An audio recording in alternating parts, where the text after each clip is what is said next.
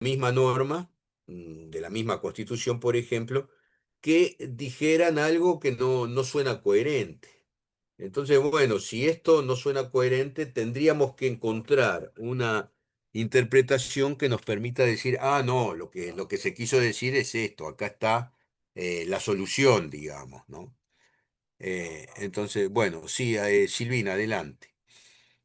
Disculpen, ¿pueden repetir lo que dijeron recién? Porque no lo entendí muy bien. A ver, espera un poquito. Sobre... No, es esto que preguntó la compañera, no.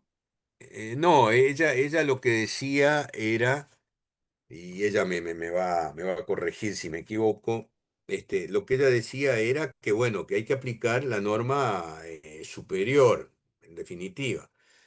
Es cierto, pero eso nos lleva a otro tema, a otro problema, que es el tema de control, por ejemplo, de constitucionalidad. Si hay una norma inferior, posterior a la superior, que dice algo contrario, hay que aplicar la norma superior. Si estamos hablando de una ley que contradice lo que dice la Constitución, una ley posterior al texto constitucional, habrá que buscar un mecanismo, digo, está regulado en nuestro caso, pero un mecanismo para aplicar la Constitución y no esa ley que es inconstitucional. Pero acá estamos hablando de otra cosa, básicamente. En realidad, en el fondo no estamos hablando de normas de distinta jerarquía. Estamos diciendo, tenemos que llegar a una solución, deberíamos llegar a una solución racional que nos permitan descubrir que no hay contradicción entre el artículo 8 y el artículo 5 que apuntan a lo mismo, por ejemplo, ¿no? Entonces, por eso dice más abajo, resolución de eventuales contradicciones. Podríamos decir, en vez de eventuales, de aparentes contradicciones, porque se supone que no hay, no debería haber contradicción, ¿no? Si suena a contradicción, ahí puede haber un problema de redacción, bueno, para la próxima lo corregimos, digamos, ¿no? ¿Está? Más o menos.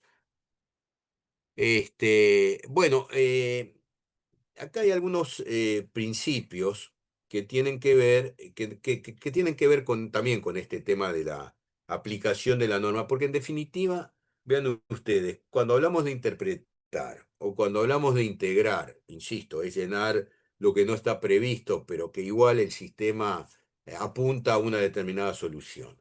Cuando estamos hablando de eso, estamos en ambos casos diciendo, bueno, ¿cuál es la solución jurídicamente correcto, en qué estaba pensando el proponente antes del plebiscito, el que redactó la modificación, la norma constitucional a aplicarse, qué era lo que, a dónde apuntaba, ¿no? Entonces, hay normas que son claras, muy claras, y hay normas que a veces pueden estar ahí un poco ocultas o a la espera de una interpretación adecuada que la permita aplicar. Por ejemplo, la interpretación del legislador, de lo que vamos a hablar ahora en un rato, ¿no? Pero bueno, en definitiva, todo esto apunta a decir, bueno, ¿cuál es la solución jurídicamente correcta en un país como el nuestro, con normas como las nuestras, que respeta la diversidad de opiniones, que respeta, se supone, ¿no? O se tiende a eso. Cuando hablamos de igualdad entre, por ejemplo, personas, ciudadanos de distintos sexos, por ejemplo, no hay es decir, sobre eso no hay discusión. Obviamente, este, la, la madre tendrá derecho a licencia maternal, el padre no. Bueno, no es madre, es padre. Si bien hay a veces algunas normas, tratan cuando nace un bebé, una criatura, también de facilitarle la presencia del padre en ese evento familiar, digamos. ¿Eso va en contra de la igualdad? No, no va en contra de la igualdad, no. El principio de igualdad no significa no tratar distinto situaciones distintas. Es decir, el principio de igualdad significa no discriminar ante situaciones distintas. No discriminar por sexo, no discriminar por creencia religiosa, no discriminar por postura política, por ejemplo, ¿no? Y, bueno, podemos hacer una lista bastante larga, pero en definitiva la igualdad es eso. tratar igual las situaciones de iguales y si son distintas, tratarlas con el respeto, como corresponde, tratarlas de otra manera. O sea, la mamá va a tener derecho a licencia maternal, el papá no. Tendrá derecho a otra forma de licencia o se tomará la licencia que tenía prevista para poder vivir ese evento familiar y ayudar a la madre en los primeros, digamos, contactos con su hijo, ¿no? Que no es cosa sencilla, me imagino. Bah, me imagino. Tengo tres hijas, así que no es tanto el recuerdo, digamos, no más que me imagino. Bueno, a ver, tengo ahí un par de pedidos. Juliet Irizarry, adelante. Creo que estoy respetando el orden, ¿no? Buenos días para todos. Buenos En días. este caso, nosotros tocamos este tema en personas, en la materia persona, Sí, y ahí más o menos la profe también comentaba que para lograr la interpretación correcta vamos a decir, de la ley se podía acceder a las opciones taquigráficas, a las discusiones, a las ponencias, para llegar al fundamento, realmente al origen de la ley, claro. para A que la no hubiera intención, digamos. la intención del Claro, legislador claro. en cuanto la creó. Ujú. Y después, en cuanto a esta diapo que usted tiene acá presente en la compu, en el principio de derogación, yo estuve leyendo un poco, que no sé si ya puedo o si quiere lo dejo para después para no entreverar la clase. Yo lo pienso explicar ahora. En todo caso, retomamos en un rato si queda Bien, algo para perfecto. aportar o con todo gusto, ¿no? Pero un poquito. ¿Qué más tengo? Manuela da Silva, adelante. Buenos días, profe. ¿Me escucha? Sí, sí, perfectamente. Bien, perfecto. Como comentó la compañera, también hemos trabajado algo en la materia personas y comentaron la parte de que se usa del artículo 17 al 20 del Código Civil para poder Sí, interpretar. sí. El título preliminar del Código Civil. Exacto. Sí, claro. Que inspira alguna solución en materia constitucional, pero es eso, ¿no? Y ahora trataré de no olvidarme porque les voy a hacer un comentario sobre eso. Principio de derogación. ¿Qué significa? Significa que una norma posterior deroga la anterior. Ustedes saben, hay derogación expresa cuando dice derogas el artículo tal de la ley tal a título expreso, por ejemplo, o la derogación tácita, que no dice expresamente derogazo, pero consagra una solución diferente, contraria, incompatible, podemos agregar, podríamos decir, con la solución anterior. Un ejemplo que para mí es muy claro y se me viene a la mente cuando estamos hablando de estas cosas. Por ejemplo, supongamos que, como sucedió entre nosotros, ¿no? La plena capacidad civil es a los 21 años. Y después sale una ley que dice la plena capacidad civil es a partir de los 18. O sea, somos mayores de edad a partir de los 18. Podemos comprar, podemos vender, no tenemos podemos litigar. Ahí hay un tema que en torno a esto que es el siguiente. La solución actual es que a partir de los 18. De manera que si cuando la persona tenía, pongámosle, 6 años, la madre en representación legal de su hijo menor le plantea al padre, con quien ya no se lleva bien, hay una ruptura, la pensión alimenticia para el hijo actual, litiga la madre en representación de su hijo menor, en ejercicio de la patria potestad. Ahora, a partir de los 18 y hasta los 21, hay por allí alguna regulación que si ese menor estudia y eso, entonces sigue la pensión alimenticia del padre. Cuando cumplió 21, entonces, bueno, ya sos grandecito, trabajás, o capaz que tenés trabajo, si no conseguiste un trabajo, el padre dice, bueno, a esta altura, sobre todo si hay un distanciamiento, ¿no? A esta altura no estoy obligado a seguir promoviendo la pensión. Pero imaginemos esto, que estamos hablando de una persona que tiene 19 años, más de 18 y menos de 21, y que está estudiando. Y entonces el padre dice, se presenta y dice, bueno, yo ya es mayor de edad, no es la madre la que va a comparecer para decir, no, no, no, no es mayor de edad, pero sigue estudiando y tiene ahí una cosa, de manera que la pensión va a seguir por un par de años más. No es la madre, es el mismo, porque ya tiene la plena capacidad, digamos, ¿no? Bueno, estábamos, principio de derogación, la norma del mismo rango, esto con carácter general, pero nos sirve también para este curso de Derecho Constitucional, que en buena medida es para ustedes con las otras materias, como por ejemplo el Derecho Civil, el primer acercamiento al mundo jurídico, digamos.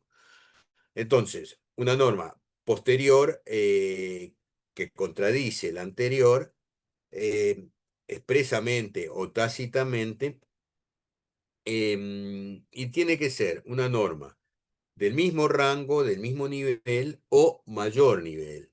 Si es menor, estamos en el fenómeno de, no, no, esto es inconstitucional, por ejemplo, porque es una ley posterior que pretende encontrar una solución distinta a la solución jurídicamente adecuada.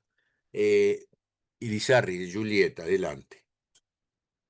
No, algo importante es que una ley no se deroga por no usarse, vamos a decir, solamente se deroga Ah, si se sí, crea, vamos a decir, otra, digo, sí, está vigente. sí, sí, digo, porque no se use Está vigente. quiere decir que no tenga validez o que quede derogada Sí, sí, por que no se use. habría que ver, no lo tengo en este momento claro, pero de pronto en alguna materia tenemos todavía vigentes normas que vienen de la época de la colonia, por ejemplo, ¿no? Es decir, a ver, esto existió respecto de un tema muy puntual, pero muy, digamos, digno de novela, el tema de la pena de muerte. O sea, antes de ser abolida la pena de muerte, se aplicaban las normas españolas anteriores. Y entonces quien cometía determinado tipo de delito, por ejemplo un homicidio, lo fusilaban, ¿no? La manera en que se aplicaba en general era, había unos soldados, una especie de pelotón de fusilamiento y lo fusilaban al individuo, hasta que se derogó. Entonces allí, bueno, se acabó la pena de muerte en nuestro sistema jurídico, digamos, ¿no? Eh, Tengo Valentina Parodi, no sé si es quien habló recién o es una intervención nueva, No, no, ¿eh? no, ¿Cómo? era una duda, ¿Y porque ya si está? la norma o sea, la norma nueva, ¿eh? Sí, Si la norma sí. nueva es de mayor rango, ¿no se usaría el principio de jerarquía? No, claro, a ver, principio de jerarquía y principio de derogación. Miren, la Suprema, Ah, hablando ok. de esto, la Suprema Corte de Justicia entendía, hasta un momento en que cambió la jurisprudencia, entendía que como que ella entendía, no era la Corte, eran los integrantes, ¿no? de la Corte, entendía que la Suprema Corte de Justicia tenía una especie de monopolio de la interpretación de las leyes. Esto llevaba a decir que una ley anterior a la Constitución que dijera algo distinto, igual requería el pronunciamiento de la Corte como para decir esto es inconstitucional porque ahora tenemos esta Constitución que dice algo contrario, ¿no? A nadie se le aplicará la pena de muerte, por ejemplo, artículo 26. Pero en determinado momento, a partir de la reforma que modificó el tema de las pasividades, la actualización de las pasividades, ¿no? Se llamó la reforma de los jubilados, 1996, si no me equivoco. A partir de ese momento entró a sostener esto, no nos vamos a pronunciar sobre esto porque esto es la solución legal anterior, esto es una ley que está derogada, ya no existe. Entonces, no tiene sentido que nos pronunciemos sobre la inconstitucionalidad. Cualquier juez que tiene que aplicar el derecho vigente tiene el derecho el derecho, perdón, no el derecho, el poder, la potestad situación jurídica activa, pero la potestad de aplicar lo que hay que aplicar. Y de pronto lo que hay que aplicar es una mezcla entre lo que dicen leyes y lo que dice la Constitución y eso, y dice, llego a esta conclusión que es lo que voy a aplicar. Eh, Tengo allí un pedido de intervención de Micaela Vázquez, ¿no? Adelante, Hola, buen Micaela. día. Yo te quería consultar si Sabe que se me va era la voz. así, A si ver si la puede. norma posterior que contradice A ver, para si ¿Se apago la anima cámara. a ver? ¿Ahora? Ahora se oye mejor, sí. A ver. ¿Se escucha? Sí, sí, creo que sí. Está perfecto. Que si la norma posterior que contradice a la anterior de igual rango eh, o de mayor rango es la que se deroga. ¿Cuál sería? Si es la posterior o la anterior. A ver, esperen, porque se deroga la anterior, en primer Ah, lugar. está, ok. Se deroga la anterior. Ahora, para evitar confusiones, ¿quién puede derogar? Puede derogar el artículo de una ley, otra ley que dijera algo distinto, o sea, la capacidad jurídica a partir de los 18 años, por ejemplo. No dice de drogas, no, creo que no dijo, simplemente dice, contamos de otra manera, ¿no? Por un lado. Y entonces que si nosotros imaginémonos, ¿no? Una especie de edificio de varios pisos. Estamos en el segundo piso, pongámosle. Aparece una norma posterior en el mismo segundo piso. La posterior deroga la anterior, claramente. Aparece una norma contradictoria en el primer piso, o bueno, o al revés, ¿no? Porque si hablamos de una pirámide, en el último piso, digamos. Y bueno, está dejando sin efecto una cosa de antes. Digo, a ver, en determinado momento, en buena hora, por supuesto, derogamos la esclavitud. Había esclavitud. Pese a lo cual, incluso en algún tratado de la República, se pactó que le devolvíamos a los brasileños los esclavos que se habían escapado y que se habían venido a este lado. No, no, no.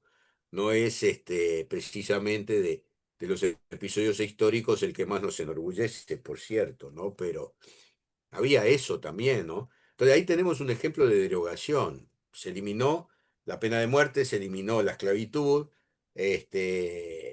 en fin, perdón, en determinado momento aparece, por ejemplo, ¿no? Cosas que me vienen a la mente. En determinado momento aparece 1918 en la Constitución la ley habilitará el voto femenino. Y bueno, después esas cosas, ¿no? Esa especie de cuestión, bueno, vamos a esperar a lo que diga el legislador, ¿no? Pero, entre tanto, algo parecido pasó con el Tribunal de lo Contencioso Administrativo. La ley habrá un Tribunal de lo Contencioso Administrativo que la ley organizará. Esa ley no se aprobaba, no se aprobaba, no se aprobaba. En la reforma de 1952, la propia Constitución creó el Tribunal de lo Contencioso Administrativo que empezó a funcionar y sigue funcionando, ¿no? Hay normas que regulan todo eso, pero hubo que esperar una reforma constitucional como para decir, bueno, esto nos está faltando, necesitamos un órgano de contralor o un órgano de contralor que declare inaplicables o que declare o que anule los actos administrativos contrarios a la regla de derecho o dictados con desviación de poder, que es una manera de contradecir también la regla de derecho, ¿no? Bueno, a ver, Bueno, muchas gracias. Cabrera tengo, a ver, Buen día, profesor. buen día. La ley 19.075, que es la de matrimonio, esa fue derogada totalmente, ¿verdad? Ese es un ejemplo de lo que es derogación total. A ver, La del espera un matrimonio, que poquito. incluye el matrimonio igualitario. Ah, no, pero a ver, simplemente creo que lo que deroga es la posibilidad de, la necesidad, digamos, preceptiva de que el matrimonio sea la unión de dos personas de Ah, distinto está, pues sexo. tenía entendido. A partir de ahí se habilitó, está vigente la ley que establece el matrimonio, incluso tiene alguna, estoy tratando de hacer Sí. memoria, hay alguna cosa allí que habla incluso de otros temas. Sí, me acordé. Creo que allí está, por ejemplo, el divorcio por sola voluntad del hombre, de cualquiera de los dos De cualquiera de los dos. contrayentes, ¿no? Porque Ah, antes teníamos el matrimonio por voluntad, por sola voluntad de la mujer. Entonces, el hombre no entonces podía parcial. repudiar, digamos, como a su esposa. La mujer sí podía repudiar al marido, que de repente eran violentos, yo qué sé, Ujú, ¿no? ujú. O no lo bancaba más porque era insoportable, no sé.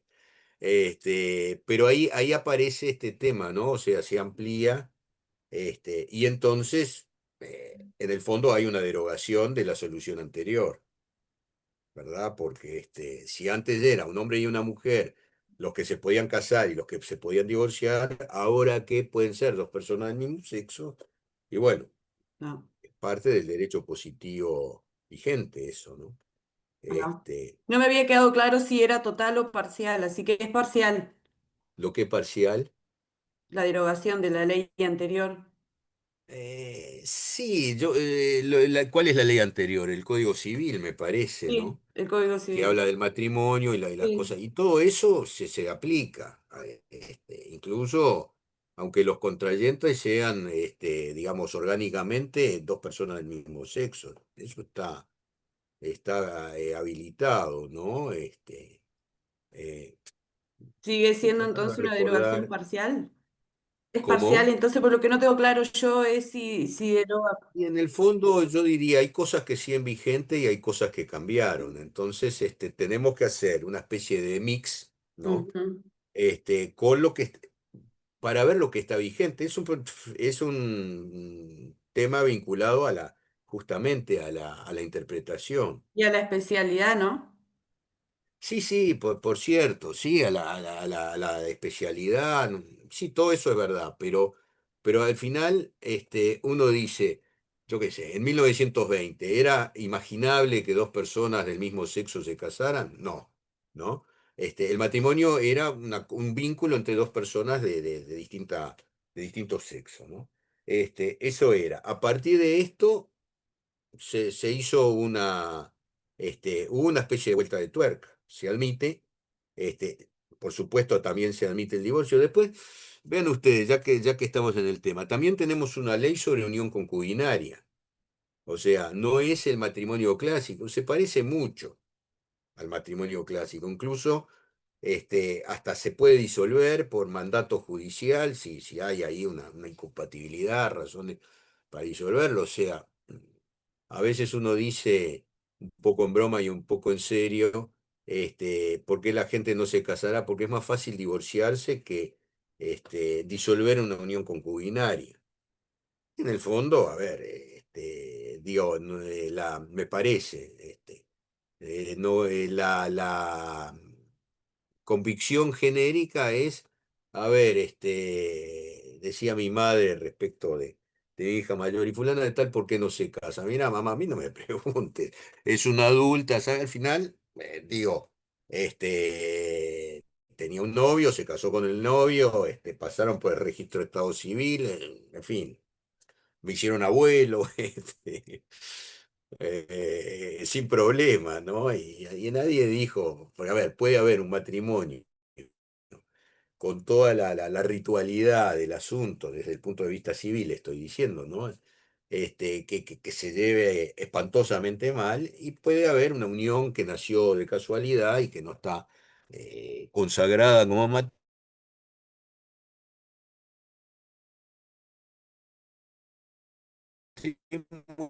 que son las normas que aplican, ¿no?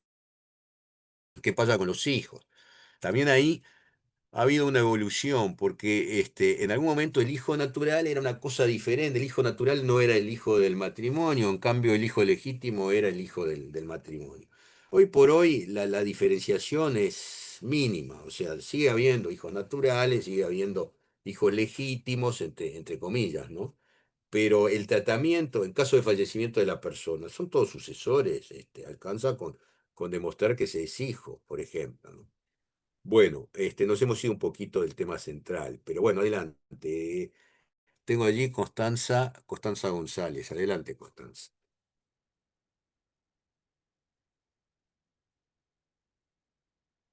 El micrófono. Está silenciada, sí. Ah, perdón. En, hola, No se lee de los labios. en el principio de jerarquía, habría una norma de mayor jerarquía que otra, entonces en ese caso se va a primar la que sea de mayor jerarquía. Claro. Y en el Y caso de con- inconstitucionalidad se van a aplicar esos mecanismos de control claro. por la Suprema Corte de Justicia, que En va a el caso de la declarar la inconstitucionalidad, inconstitucionalidad. sí. En el caso. Ahora, hay otros mecanismos de control. Por ejemplo, yo hablaba hoy del Tribunal de lo Contencioso Administrativo y ahora la anulación no solo es del tribunal, sino que hay juzgados subordinados al tribunal, juzgados de primera instancia, aunque algunos asuntos se tratan en instancia única por el mismo tribunal o por el juzgado es subordinado, digo, jerárquicamente. Esto no quiere decir que los jueces no tengan autonomía técnica, ¿no? Y que fundamenten adecuadamente, pero puede haber una apelación. Son mecanismos de control para asegurar el sostén del ordenamiento jurídico. O sea, qué pasaría, por hacer un invento, ¿no? ¿Qué pasaría si mañana el Parlamento, en una especie de borrachera colectiva, aprobara una ley que discriminara a la gente por cuestiones de color de piel? Sería brutalmente inconstitucional. ¿Qué hacemos con esa ley? Y bueno, vamos y hacemos una acción y vamos a la Suprema Corte de Justicia con un temita allí, que es que los efectos son para el caso concreto y favorecen a la persona que ¿cómo se llama? Que litigó, que actuó en esa acción de inconstitucionalidad. Seguramente, si la Corte declara inconstitucional, en el ejemplo que estoy manejando, va a mantener la jurisprudencia y va a decir lo mismo en todos los casos, pero eh, capaz que sería mejor, como sucede en Alemania, por ejemplo, que digan, esto se pronuncia con carácter general, esto equivale a una derogación de la ley, o sea, no necesito 1 millón de juicios. Lo digo una vez y lo digo para todo el mundo. Esto pasa en algunas hipótesis cuando el tribunal, por ejemplo, declara la nulidad de un acto administrativo ilícito, digamos. Ahí cabe la posibilidad. Dice, en beneficio, palabra más, palabra menos, de la regla de derecho o de la buena administración. Ahora, claro, el tribunal o el juzgado tendrá que declarar expresamente, porque alguna vez yo he visto algún caso donde alguien dice, no, esto tiene efectos generales porque es en beneficio de la buena administración. Siempre es en beneficio de la buena administración. Lo que pasa es que tenés que declararlo para darle el efecto genérico que se pretende tener, ¿no? Bueno, a ver, tengo más manos levantadas. A ver, por orden. ¿Quién está? Mayra, a ver, Valoira. Hola, yo en realidad tenía una pregunta que capaz se quedó un poco para atrás en el tema, pero había mencionado algo de la jerarquía y el control de constitucionalidad, si había contradicción, si lo puede volver a explicar. Sí, cómo no. A ver, la jerarquía. Hay normas de distinta jerarquía, configuran una especie de pirámide.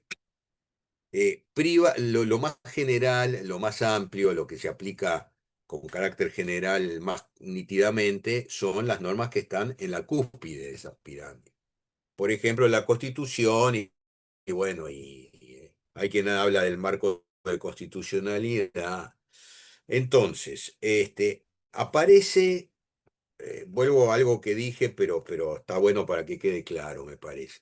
Aparece una norma inferior, posterior a la anterior, si no sería una derogación, como ya dijimos. Aparece una norma inferior que dice una cosa distinta. Entonces, allí buscamos mecanismos de control para aplicar lo que hay que aplicar, que es la norma superior, ¿no? En materia, si se trata de una ley, estamos hablando de inconstitucionalidad de las leyes. vuelvo a decir, una ley posterior que dice algo distinto, incluso eh, creo que no lo dijimos, lo vamos a decir un poco más adelante. Acá hay un tema que es este, por ejemplo, entre la competencia del Parlamento, dice la Asamblea General, el artículo 85, hay un numeral 20 que dice interpretar con carácter obligatorio la Constitución sin perjuicio de lo que dicen los artículos 205, creo, y siguiente, de la Constitución de la República, que son los que regulan la declaración de inconstitucionalidad de las leyes. Ahora, ¿qué pasa? Cuando el legislador dice interprétase que el artículo yo qué sé, 25 de la Constitución significa tal cosa, estamos interpretando con carácter obligatorio porque es una ley. Ahora, puede darse una pseudointerpretación que no es una interpretación, que es querer enmendarle la plana, modificar lo que dice la Constitución. Y ahí vamos a tener un problema de inconstitucionalidad, si dice algo que contradice a lo demás. Digo, hace relativamente poco tiempo se sanciona por ley una solución que la doctrina en general, la mayoría de la doctrina admitía, pero acá está en una ley que dice, por ejemplo, que si hay un problema, supongamos que a mí me atropella un vehículo oficial manejado por un funcionario que justo estaba hablando por el celular o se había tomado unas copas de más o alguna cosa por el estilo. Entonces, lo que dice, lo que decía y sigue diciendo prácticamente la mayoría de la doctrina, es que lo que nuestro sistema admite es el juicio contra el Estado y el Estado puede repetir contra el funcionario que hubiera tenido responsabilidad, culpa grave o dolo. O sea, dolo es intención, culpa grave es, no lo hice a propósito, pero estaba pensando en otra cosa, ¿no? Por ejemplo. Entonces, ahí puede repetir, pensando en otra cosa, en una situación grave, ¿no? Donde la consecuencia es grave, donde el problema es grave, donde nunca nadie en su sano juicio pudo haber hecho lo que hizo, por ejemplo, ese es el sentido, ¿no? Artículo 25 de la Constitución, habla de eso. Entonces, lo que dice esta ley interpretativa no tengo el número acá, pero dice lo siguiente, parte de estas cosas están en el Código de lo Contencioso Administrativo, ¿no? Pero voy a la solución concreta. Dice que no corresponde ir contra el funcionario, sino que necesariamente hay que ir contra el Estado y el Estado después podrá repetir contra el funcionario. Repetir significa a ver, ¿cómo lo explico que se entienda? De decir, bueno, está bien, a mí me condenaron a pagar tal cosa, porque tenía responsabilidad, porque en fin, esto lo hizo un funcionario de mi dependencia. También en materia laboral, a veces hay la responsabilidad del empleador respecto de las cosas que hace el empleado, ¿no? En materia laboral y en materia civil también, ¿no? La responsabilidad por hecho del dependiente. Bueno, acá hay una cosa bastante parecida, está regulada constitucionalmente. Entonces ahí tenemos un tema de interpretación. Una ley que está por debajo de la Constitución pretende o aclara lo que la Constitución quiso decir, ¿no? Entonces está inclinándose por una determinada posición doctrinaria, pero el legislador puede hacer eso. Ahora, si dijera, pongámosle, por inventar un ejemplo, si dijera, el Estado no responde pecuniariamente, no responde más, chao. Bueno, eso sería inconstitucional. Ahí iríamos a la declaración de inconstitucionalidad de la ley, por alguna de las vías que están previstas, lo veremos en su momento cuando hablemos de control de constitucionalidad. Bien. Bueno, entonces decíamos, principio de derogación, la norma posterior deroga la anterior, principio de jerarquía, la norma superior, es la que ordena, digamos, la cancha, ¿no? Lo que hay que hacer es lo que dice la norma superior. Después lo de abajo, veremos cómo se aprobó, de qué manera. Lo que no puede hacer la norma inferior es derogar la superior. No. Y después tenemos como otro principio el de distribución de las competencias. Voy a un ejemplo. Lo que dice la competencia de la Junta Departamental de Montevideo es la misma que la de la Junta Departamental de Canelones o de San José o de Artigas, no importa, ¿no? La misma competencia, el mismo rango, son actos legislativos aprobados a nivel departamental dentro del ámbito de competencia que tiene la Junta Departamental. La Junta Departamental no puede tipificar un delito.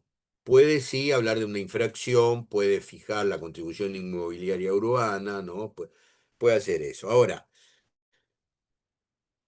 ¿por qué hablamos del principio de distribución de las competencias? Porque lo que resolvemos en Montevideo, que es el departamento más poblado, en fin, etcétera, no interesa. Lo que resolvemos en Montevideo es para Montevideo.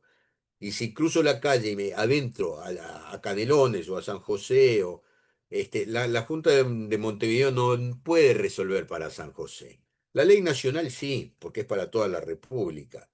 La decisión, el decreto de la Junta con fuerza de ley en su jurisdicción, que es lo que la Constitución dice cuando regula la inconstitucionalidad de las leyes, o sea, a partir de 1952, la Suprema Corte puede declarar la inconstitucionalidad de una ley y la inconstitucionalidad de un decreto de una junta departamental con fuerza de ley en su jurisdicción, o sea, un acto legislativo de la junta departamental. Entonces, todo eso es cierto, pero, por ejemplo, uno de los temas que uno podría decir es, bueno, acá hay un problema formal, la Junta de Montevideo está resolviendo un tema de Canelones o de Maldonado, de 33, en fin. No voy a recitar los 19 departamentos, no tiene sentido, no vale la pena. Entonces, ¿por qué distribución de la competencia? Porque hay un elemento propio de la competencia que es el ámbito territorial, la competencia territorial. Entonces, la de Montevideo tiene competencia hasta el límite Montevideo y así para todas las demás. Bueno, a ver, Kerry Madruga, Hola, adelante. profe. Profe, yo quería ver, ¿no? Ponele, cuando se quisieron hacer los allanamientos nocturnos, que decían que eran inconstitucional Sí, por el artículo 11 ajá, de la Constitución, que dice, el hogar es sagrado e inviolable, de noche nadie podrá entrar en él sin el consentimiento de su jefe y de día solo de orden expresa del juez competente por escrito y en los casos determinados por la ley. Ahí exacto. sí se aplicó el principio de que la Constitución es mayor y la inconstitucionalidad, Mire, porque gracias ahí por el dice que no se puede ejemplo, porque entrar. es un ejemplo perfecto para esto que estamos hablando. No se aplicó, porque no, pero hubo un proyecto de ley, incluso uno de los coautores es un compañero de la cátedra. Hubo un proyecto de ley cuya iniciativa tuvieron dos legisladores que decía lo siguiente, que el hogar es un sagrado inviolable, no se discute, está ahí en la Constitución, habrá que modificar la Constitución. Hubo una propuesta en ocasión de las últimas elecciones, que, a ver, las encuestas decían que iban a salir y que después no salió. Pero el proyecto de ley que se planteó, y después quedó por esa, ¿no? El proyecto de ley que se planteó decía, interprétase que un establecimiento que vende determinado tipo de sustancia, ustedes se imaginarán de qué tipo de sustancia estamos hablando, no es un hogar, es un comercio, digamos, un comercio que está vendiendo sustancias ilícitas. Entonces el problema era, ¿esto es constitucional o no? Y tuvimos en el Instituto de Derecho Constitucional todo un debate, porque nos pidieron opinión por parte de una comisión parlamentaria, nos pidieron opinión sobre el proyecto de ley y bueno, elaboramos allí, tuvimos un informe con distintas posiciones. O sea, yo les digo lo que yo opiné personalmente. Para mí el legislador puede definir lo que es un hogar y si no es un hogar no se aplica la norma, ¿no? Hubo compañeros del instituto que dijeron, estoy de acuerdo con la solución, por ejemplo, pero hay que modificar la Constitución porque si no estaríamos en un ámbito de inconstitucionalidad. Comento una cosa más, así como anécdota al pasar. En función del debate, no, yo era, era, como sigo siendo por ahora, el director del instituto y lo que planteamos fue, mandamos la posición de la mesa, que era la que yo sostenía, admitiendo el proyecto de ley, pero vamos a llevar todas las opiniones, o sea, fue una práctica que tuve el gusto de instaurar, o sea, la mía, pero la de los demás es igualmente valiosa, mandamos todo. Después, el que lo lea, que elija lo que le sirva más, lo que le guste más, lo que esté más de acuerdo. Bueno, el proyecto no se votó, la reforma constitucional no prosperó tampoco, ¿no? Tuvo muchos votos, pero no los suficientes. Y bueno, y ahí andamos con el tema. Lo que sé, hubo un episodio, la fiscal que tenía el asunto había sido alumna mía, compañera de clase de una de mis hijas y amiga personal. ¿Qué pasó? En San Carlos había un individuo que era prontuario caminando, ¿no? Lo habían detenido porque, por un delito gravísimo, en fin. Estaba privado de la libertad. Su defensa plantea la inconstitucionalidad del Código de Proceso Penal y el juez dispone suspender, como está bien, digo, está previsto en la norma, la suspensión cuando por vía de excepción, o sea, vía de defensa, se plantea la inconstitucionalidad de la ley. Y lo mandó para la casa. Bueno, entonces ahí se plantea el tema, porque, ¿qué pasó? Lo mandó para la casa, estaba en la casa rodeado con un círculo policial afuera, de gente de funcionarios que se quedaron toda la noche chupando frío, en fin, ¿no? Este, y en la conversación que tuvimos en ese momento con la fiscal a cargo, que es lo que yo les contaba, hay un vínculo de amistad, ¿no? Le digo, oíme, pero lo que está dispuesto, ya está dispuesto. Me digo, bueno, yo tengo esa opinión, pero el juez tiene una opinión distinta. Bueno, está bien. Digo, está fenómeno. Yo dije tal cosa, tu responsabilidad, digamos, funcional está cubierta. No. ¿Cuál era el riesgo? El riesgo era que en vez de irse para la casa, se colara, se tomara un avión y se fuera, yo qué sé, a Venezuela, no sé, ¿no? Buah.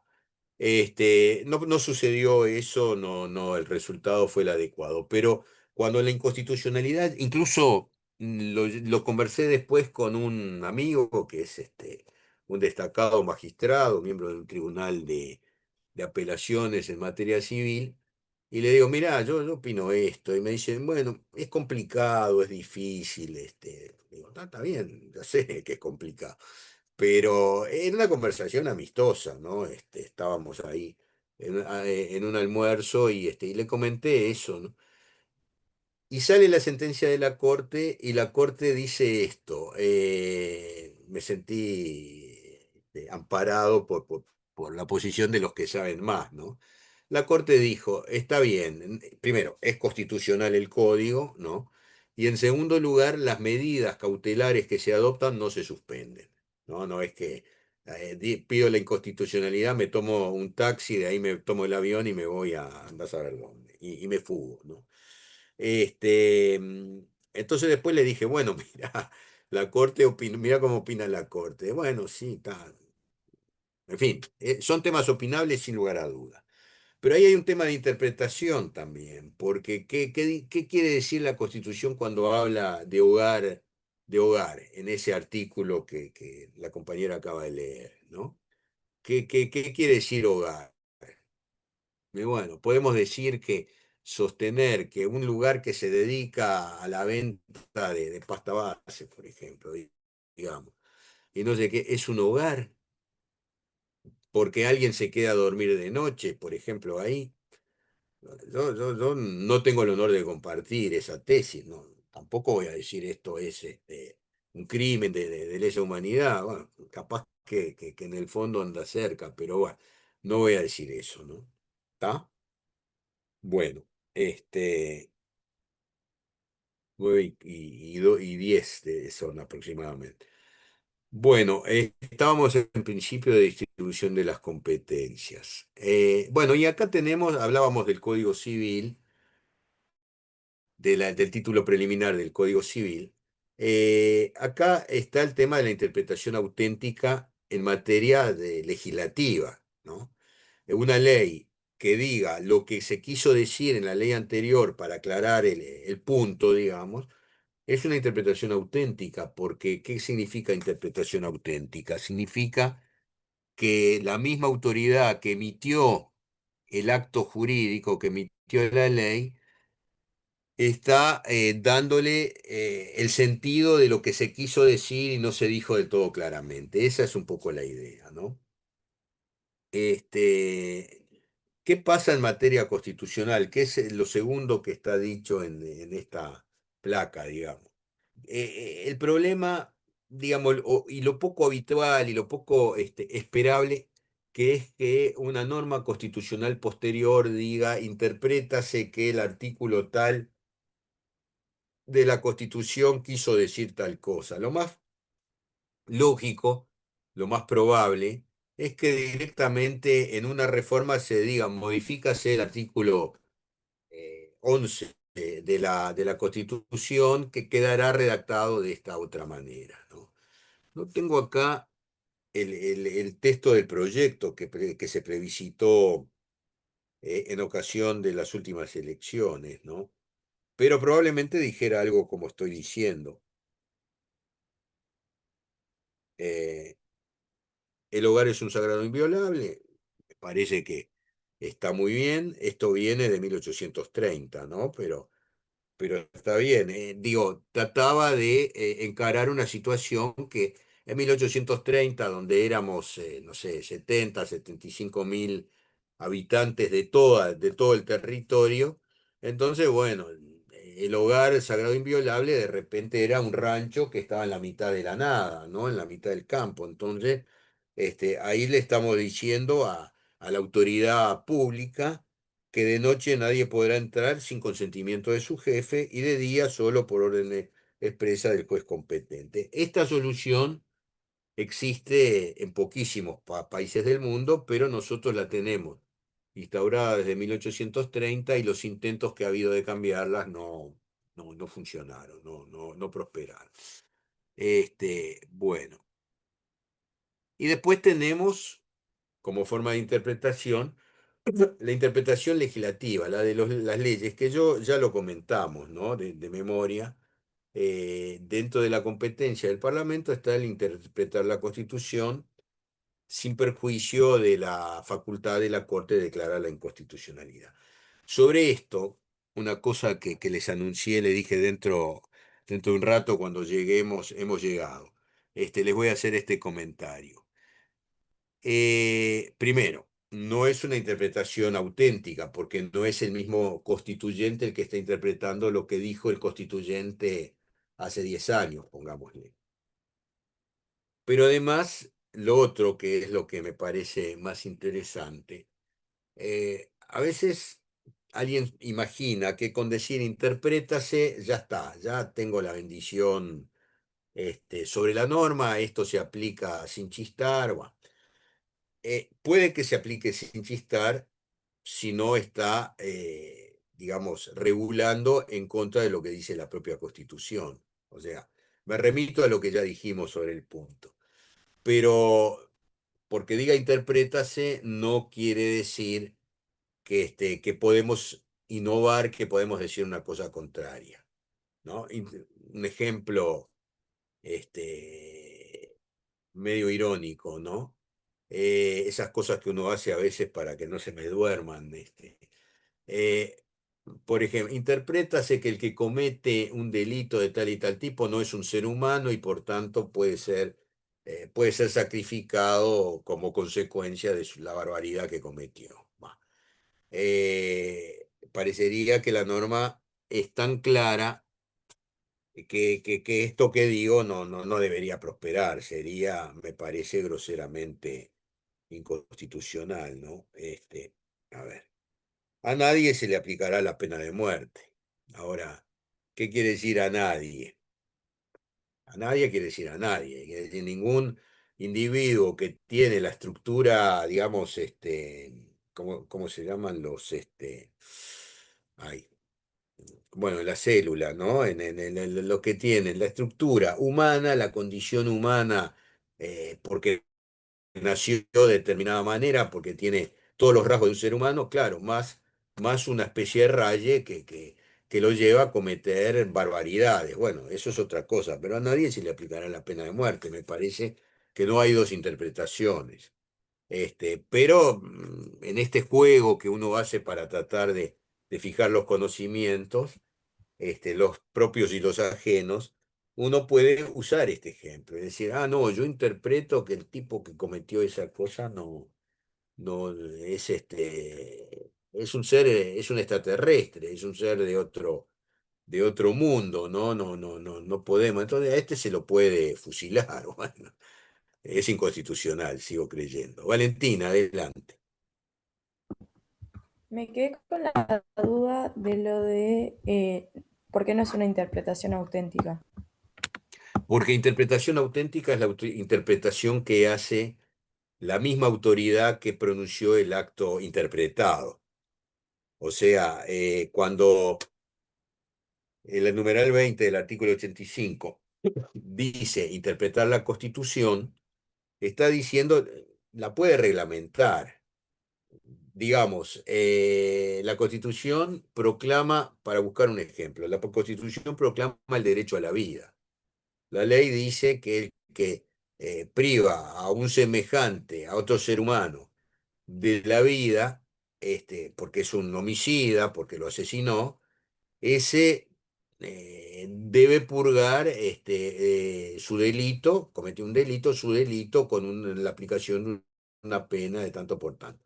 ¿Dónde está esa regulación? No está en la Constitución, está en la ley, en el Código Penal, que es una ley, ¿no? Por ejemplo, que dice, el homicidio se castiga de tal o cual manera, o sea, el homicidio intencional tiene tal cosa, de tal ranking, digamos, de penas. El homicidio culposo, que es el homicidio cometido por negligencia, tiene, digamos, la pena más suave, y después todo lo demás. O sea, una persona que protagoniza un episodio de muerte de alguien, pero sucede que no fue en su negligencia, fue que el otro se tiró delante del auto, pongámosle, para pensar, para tener una imagen más o menos nítida.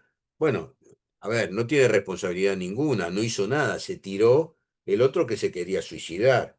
Conozco algún caso, ¿no? El hijo de un amigo que un día se tiró delante de un ómnibus, ¿no? Y, bueno, espantoso, pero el chofer del ómnibus no tenía la culpa, digamos, ¿no? Eh, bueno, Valentina Parodi, dígame, todo oídos. No, no, me quedó la mano levantada de la anterior Ah, pregunta. de antes, bueno, muy bien. Bueno. Después tenemos la interpretación que hacen los jueces. En primer lugar, la propia Suprema Corte de Justicia, que tiene, digamos, esa especie de reserva en materia de declaración de la inconstitucionalidad de las leyes y de los decretos de las juntas departamentales.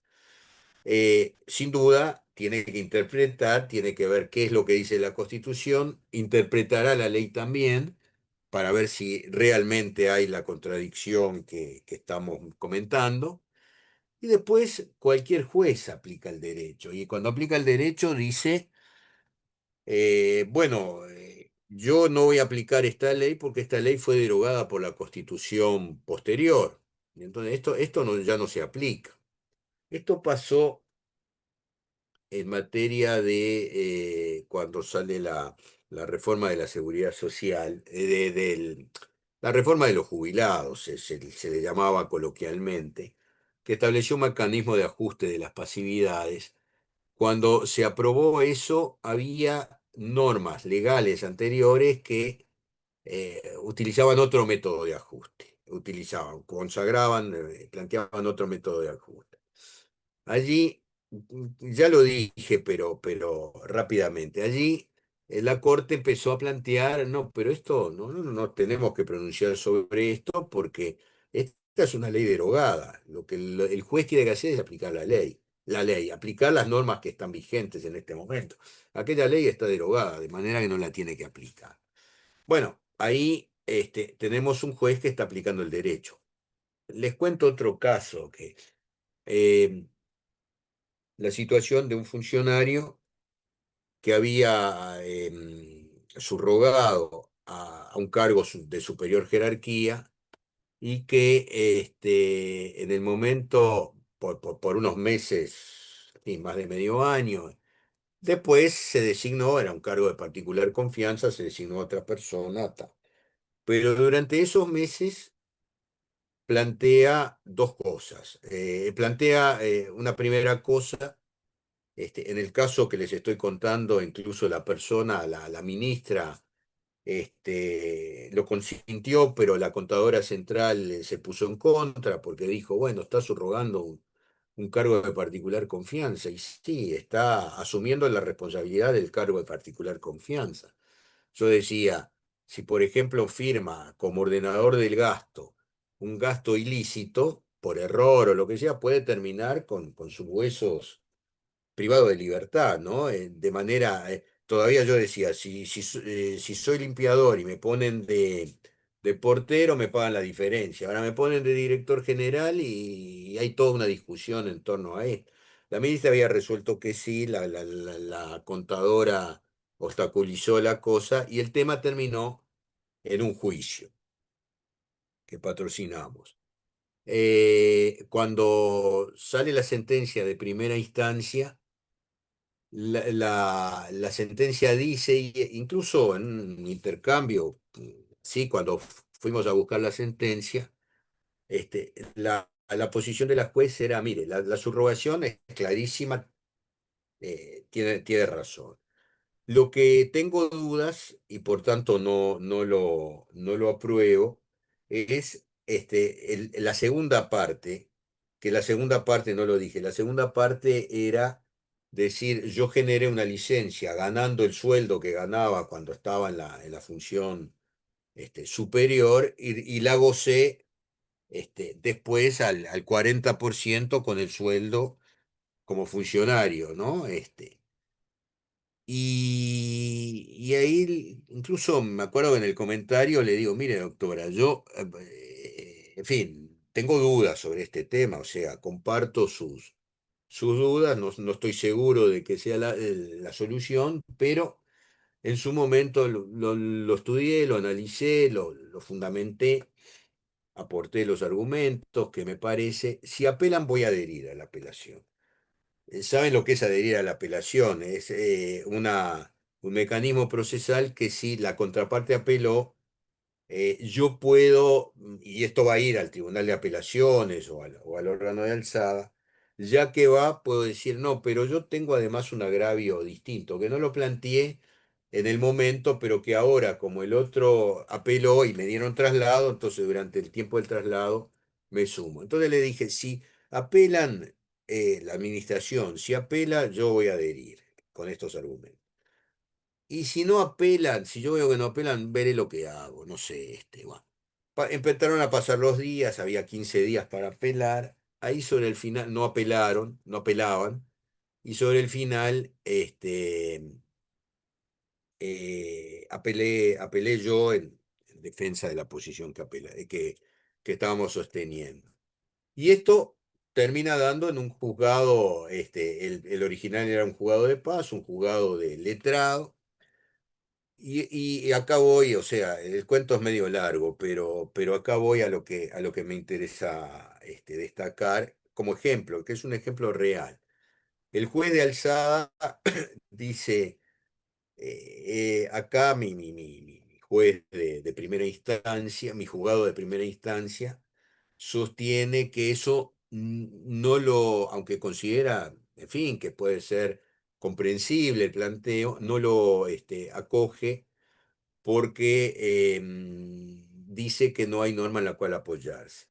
Y dice, no necesito, dice de alzada, ¿no? El juez letrado, no necesito más norma que la constitucional que declara el derecho a la justa remuneración por el trabajo. Y este es un caso, tenía derecho a gozar licencia, tenía derecho a que se le pague. Él dijo, este es un caso donde se aplica este artículo constitucional. O sea, a ver, ese juez estaba interpretando la Constitución para decir eso. Yo no me acuerdo ahora de memoria, 40 y pico creo que es, pero derecho a la justa remuneración. Sí, acá tengo un índice.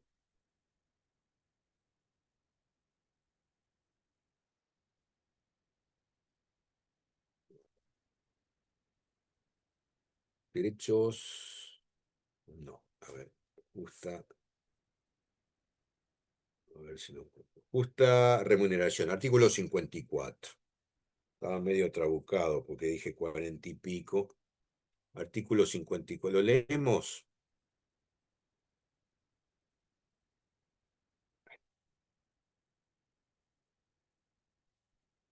La ley ha de reconocer a quien se hallara en una relación de trabajo o servicio como obrero o empleado, acá estábamos hablando de un funcionario público, la independencia de su conciencia moral y cívica, la justa remuneración, la limitación de la jornada, el descanso semanal y la higiene física y moral.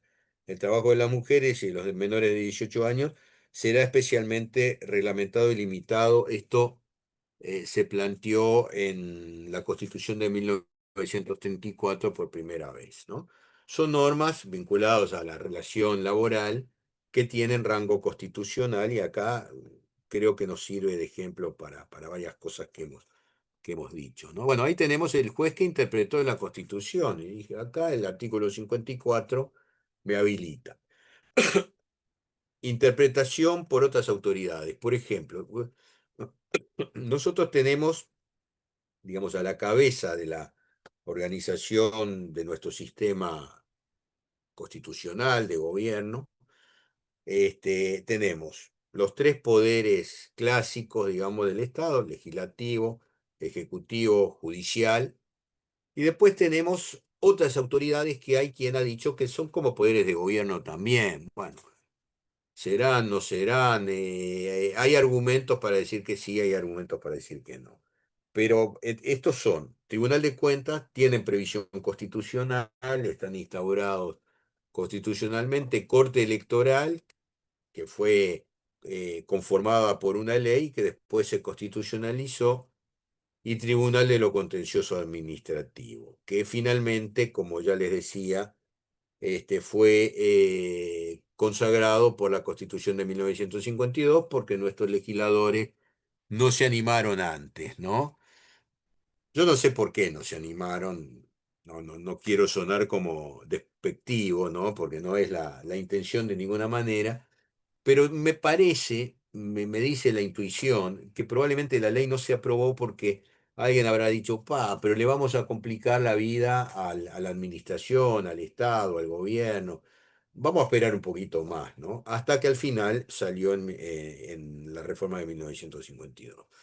Entonces, cuando el Tribunal de Cuentas, que es un órgano de contralor, digo, ni que hablar, perdón, ni que hablar que el Tribunal de lo Contencioso Administrativo y los juzgados ahora existentes, cumpliendo una previsión constitucional que decía que la ley podía instaurarlos, hay cuatro en este momento, este, ni que hablar que tienen la posibilidad para ver cuando un acto administrativo está en contra de la regla de derecho, no cabe ninguna duda que dentro de las reglas de derecho está la Constitución.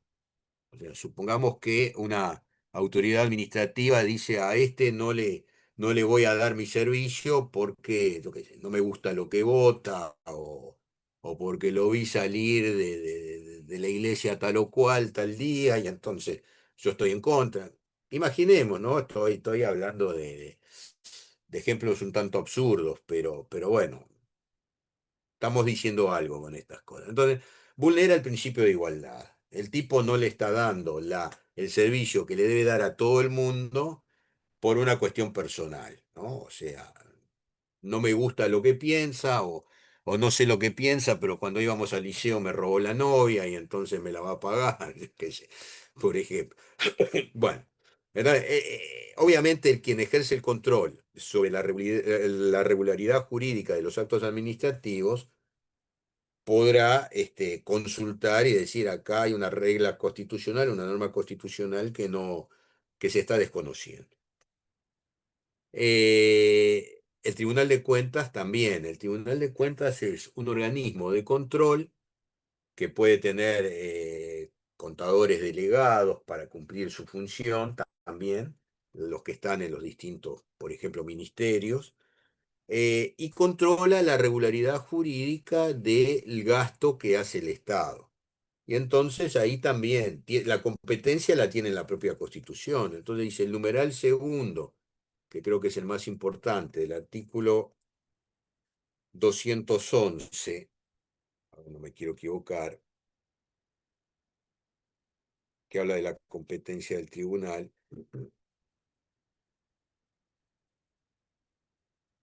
214, ay, está difícil de dar vuelta a la hoja en este. Ay, ay. Eh, claro, hay una sección 13, que habla del Tribunal de Cuentas. Entonces dice, el Tribunal de Cuentas estará compuesto por 7 miembros, etcétera. Bueno, no interesa a estos afectos. Pero el artículo 211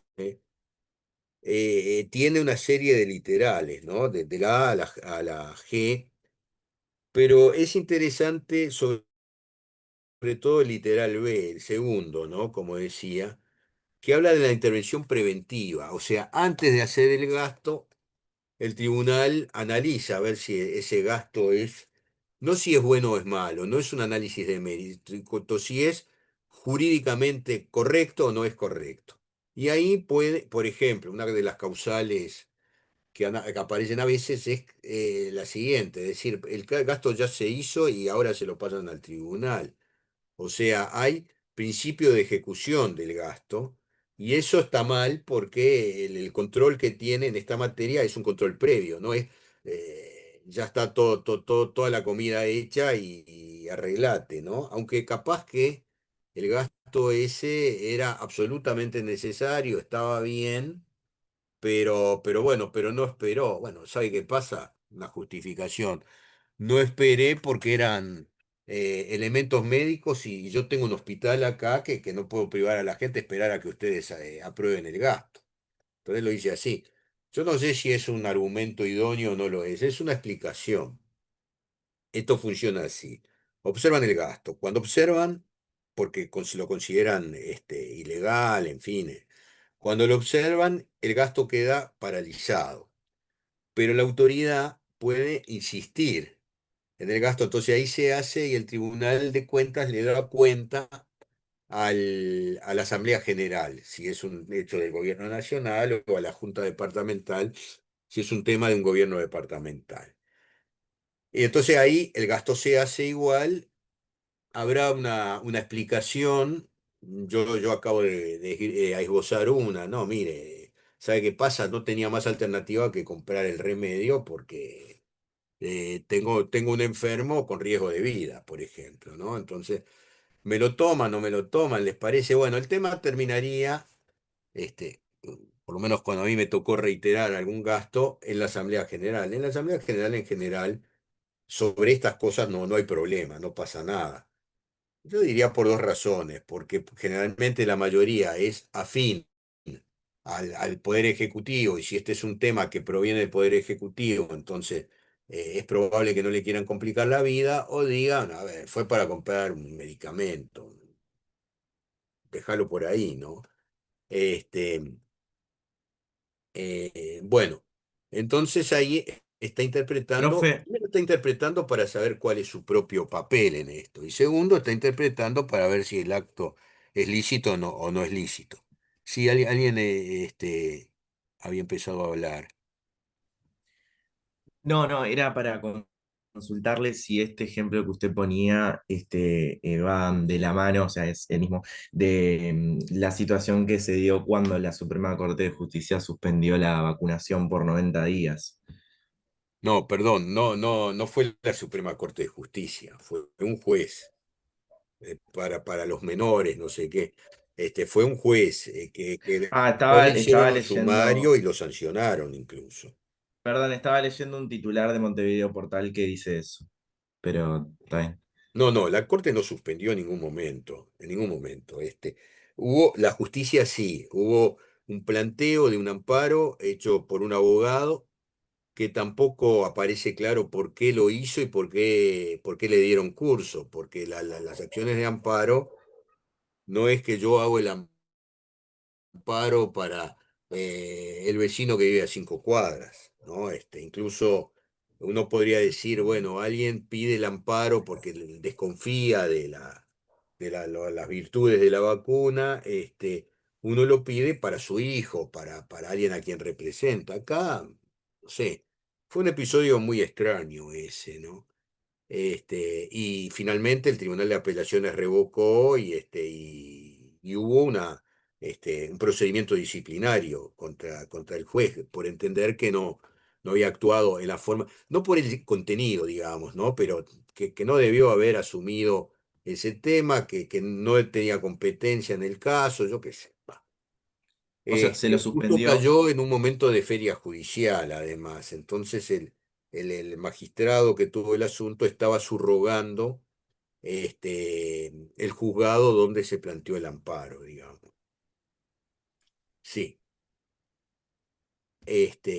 Bueno, tenemos también, ahí están los artículos, incluso la competencia de la Corte Electoral que vive interpretando la Constitución, porque, a ver, ¿qué hace la Corte? Primero, todo el tema de la ciudadanía natural, por un lado, pero sobre todo la ciudadanía legal, que es aprobada por la Corte Electoral, ¿no? Cuando digo la Corte, acá estoy hablando de la Corte Electoral. El tema de control de las elecciones, el tema de la designación de los integrantes de las este, comisiones receptoras, que son órganos. Órgano significa el que se expresa en nombre de una persona jurídica, por ejemplo. Entonces, cuando me tocó integrar la comisión receptora de votos, generalmente del circuito donde voto, que es donde vivía cuando saqué la credencial, nunca hice el traslado, pero que es relativamente cerca, ¿no? Entonces, yo soy en general parte del órgano, salvo en una elección donde ahí era suplente. Me tocó presidir varias veces, pero ahí me había sido designado como suplente, creo que tercer suplente. Yo dije, bueno, voy, votaré y chau, no, me presentaré temprano por si hago falta, pero no me va a tocar. Pero me equivoqué ahí. Nadie está libre de un error, porque los dos primeros suplentes, estaban presidente, secretario, tercer miembro, los dos primeros suplentes no fueron, no sé si estarían enfermos, ¿no? Entonces, el tercer suplente era yo, en ese caso. Y habían inventado la Corte una función del primer suplente que quedara disponible, que era el facilitador, ¿no? O sea, el facilitador lo que hacía, supongamos, en un circuito de gente muy mayor, decirle, mire, no es esta su mesa, vaya a la de allá, yo que sé, ayudar para no distraer a los tres integrantes de la comisión receptora, ¿no? Habitualmente conocidos como la mesa, pero es la comisión receptora. Entonces, cuento esto porque tiene cierta. Me llama mi esposa, me dice al mediodía, mira, te llevo algo para comer. Le digo, bueno, está bien, estoy acá, el circuito estaba en el José Pero Varela, ahí al lado de la Plaza de los 33, que en algún momento histórico en esa plaza se fusilaba a los condenados a muerte, en Montevideo por lo menos. Creo que se llamaba Plaza Artola en aquel entonces, no estoy seguro. Bueno, entonces me dice, ¿y qué estás? Le digo, no estoy, vinieron los tipos, ¿y qué estás haciendo? Bueno, mirá, soy ¿y qué es eso? El facilitador. ¿Y qué es eso? Hago tal cosa. Ah, te pusieron de portero, me dijo, ¿no? Bueno, digo, a ver, no tiene nada de malo que me pongan de portero, es una manera de colaborar con el acto electoral, ¿no? Pero no deja de ser una gracia, ¿no? Decir que uno no tiene complejos, o si los tiene ocultos. Bueno, y finalmente la interpretación de cualquiera de nosotros, ¿no? O sea, yo puedo decir, bueno, mire, ir a ver un abogado, por ejemplo, si no me autopatrocino, y decirle, mire, me están tratando de esta manera, esto para mi modo de ver contraviene el artículo tal de la Constitución, yo quiero hacer algo con esto. Plantear un amparo, hacer una demanda por daños y perjuicios, no sé, hacer una denuncia penal si el acto fuera delito, en fin, alguna cosa de eso. Y entonces, esa interpretación que hace cualquiera, digo, cualquier habitante de la República que tiene derechos constitucionales, y ojo que digo habitante y no ciudadano, cualquier habitante de la República tiene determinados derechos fundamentales, en fin. Y entonces puede interpretar, mire, yo tengo este derecho, no me lo están reconociendo, por ejemplo. Bueno, mm, en fin, a ver. Si podemos adelantar un poquitito más. Bueno, métodos de interpretación. El nombre no hace a la cosa, pero acá señalamos tres caminos para interpretar. Por ejemplo, el llamado método histórico. Interesa saber lo que pensaba, lo que opinaba, lo que había escrito en la prensa, ¿no? Los apuntes de Valle en 1913, por ejemplo. Valle y Ordóñez sostiene en ese momento que hay que modificar la Constitución de 1830, que ya estaba desgastada, digamos, que había que inventar otra cosa, propone el colegiado, con eso se llama un mausoleo, ¿no?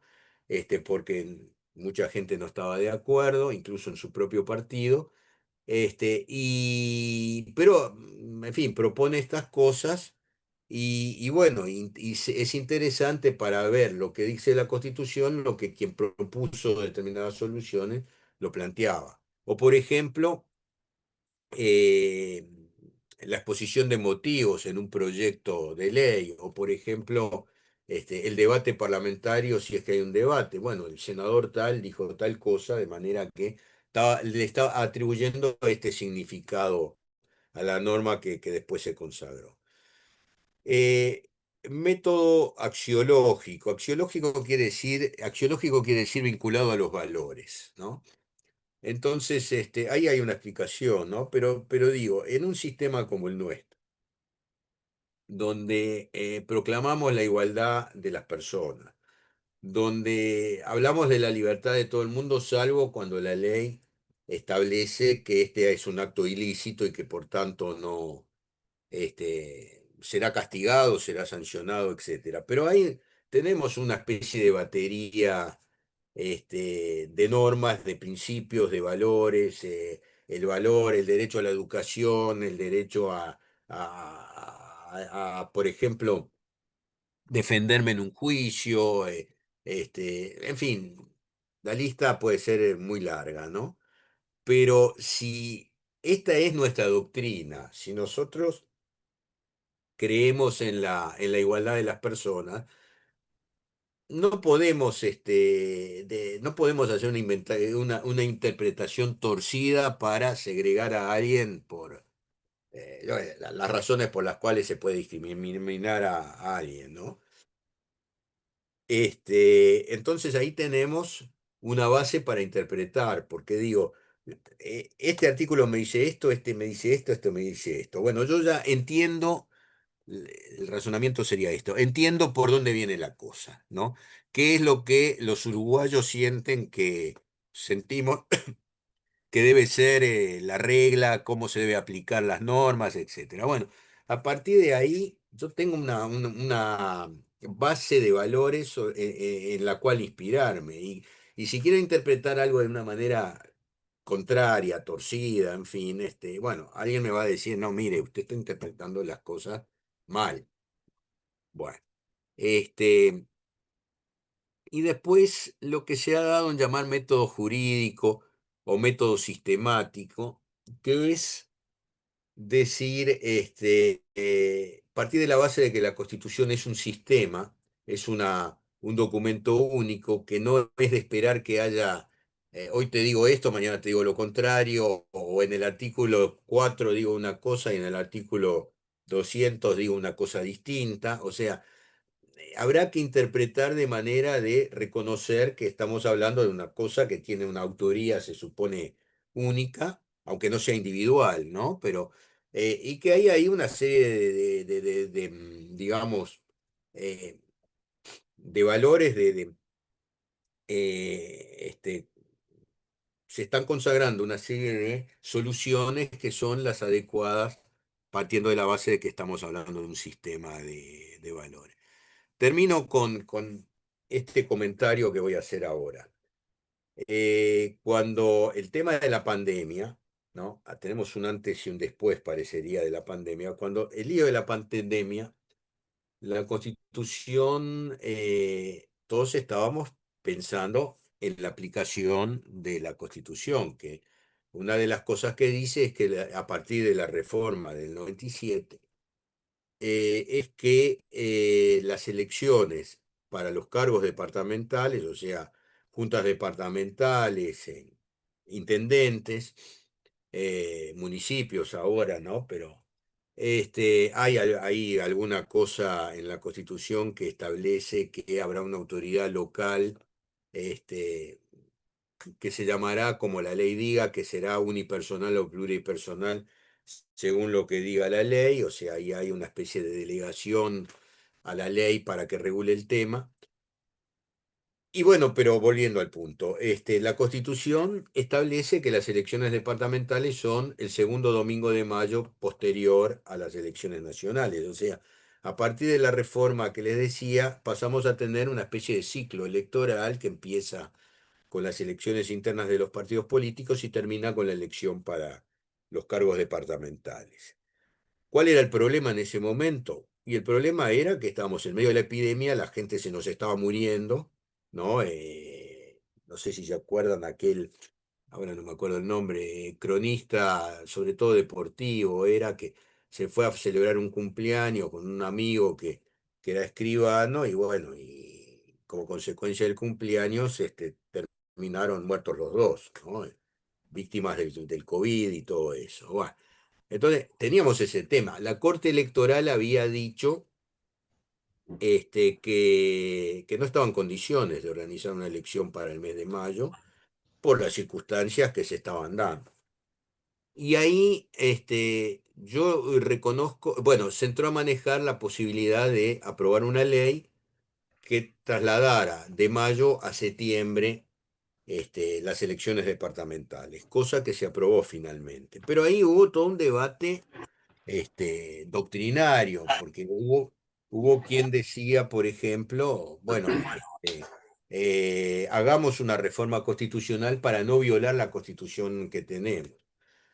Y ahí hubo dos posiciones que dijeron, no tenemos más remedio, hay que ir a la ley. Es inconstitucional, está bien, no está hecho ni para dar un golpe de Estado, Bueno. ni, ni para, Para ni vos para cuando nada venís. de eso. O sea, no hay un propósito Ah, de eso. entonces no me ves. Bueno. Chau, chi.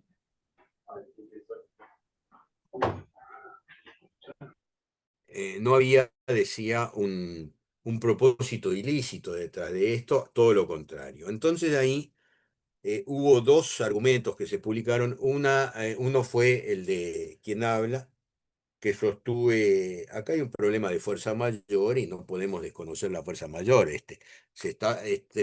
Nos estamos jugando la vida de la gente, sobre todo la gente con menos posibilidades de curarse, ¿no? Los ancianos, la gente que tenía determinado tipo de problemas de salud, ¿no? Entonces, bueno, esa fue mi tesis y salí con eso diciendo, la ley tiene que salir. El otro, la otra posición que yo creo que al final los dos llegamos al mismo destino, fue el del doctor Martín Rizo, profesor también de esta materia, no en UDELAR, pero compañero, en fin, la carrera docente la hicimos en paralelo, en fin. Y él sostuvo una cosa que me parece muy interesante, ¿no? Insisto, llegamos al mismo lugar, pero él decía, la Constitución es un sistema. Y dentro de la Constitución es verdad que hay un artículo ahí que habla del mes de mayo para las elecciones, pero hay otro artículo que habla del derecho y del deber de preservar la salud. O sea, el derecho, porque es el derecho que tenemos como seres humanos, y el deber, porque en parte es tratar de evitar que el de al lado se contagie, ¿no? Entonces, sostuvo esta idea del sistema jurídico. O sea, yo está bien, yo leo este artículo, es verdad, pero también leo este otro. Y bueno, ¿qué hago? ¿Una pulseada a ver cuál gana? No, al final el Parlamento, creo que por unanimidad, sostuvo que había que sacar una ley, salió la ley. El intendente de Icandia de Montevideo en ese momento se quedó 3 meses más, pero no era culpa de él tampoco, ¿no? Y bueno, y en septiembre hicimos las elecciones y bueno, seguimos vivitos y coleando, ¿no? Sin tener esa especie de celo un poco, no, ojo que no estoy diciendo nada despreciativo para con nadie, pero ese celo un poco dogmático. Ah, no, hay que hacer las elecciones de mayo. Sí, macho, pero no las podemos hacer porque se nos está muriendo la gente, que es más importante, ¿no? Esa fue mi tesis. Estimados, seguimos el lunes. No sé si alguien quiere decir algo, aportar algo, preguntar algo. Estamos a la orden.